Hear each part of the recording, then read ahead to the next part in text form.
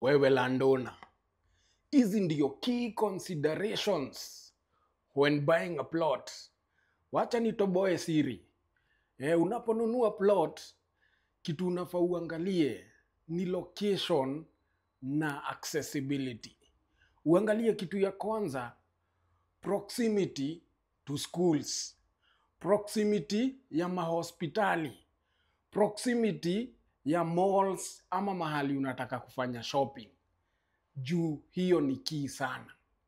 Kitu ingine unafaa kuangalia unaponunua hii property ni kwamba at least unaweza access barabara na ni place pia unaweza access workplace yako bila stress.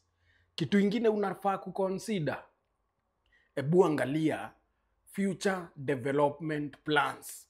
Angalia hiyo place kutajengwa barabara kama miaka 10 inakuja, ama hiyo place kutajengwa vitu kama malls, ama maendeleo ya hiyo place ukiangalia hivi na macho yako unaona kama ni soon.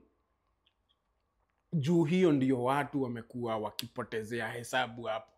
Unapata umeuziwa shamba na huku kwa kichaka place, hata hiyo shamba ama hiyo property haiwezi appreciate even hata ipewe 100 years to come.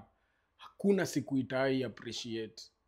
Na ni vizuri sana ufikirie mambo ya hiyo property kuappreciate. Sana sana kama unataka kuiuza in the near future. Usinunue tu plot kununua.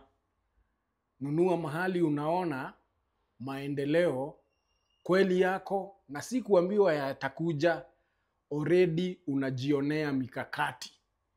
Unaona kuna kitu inafanyika. Si nimekuibia siri? Ndiyo maana nawaambia siri ni kuinvest na Bei Bora Properties Limited.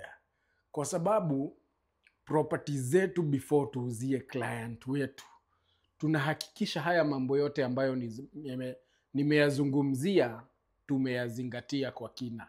Karibu sana Bei Bora, na tuko Ruiru Town, Greg Towers, floor number 6. Utatupata pale, ama kwa mengi zaidi tupigie hizi simu.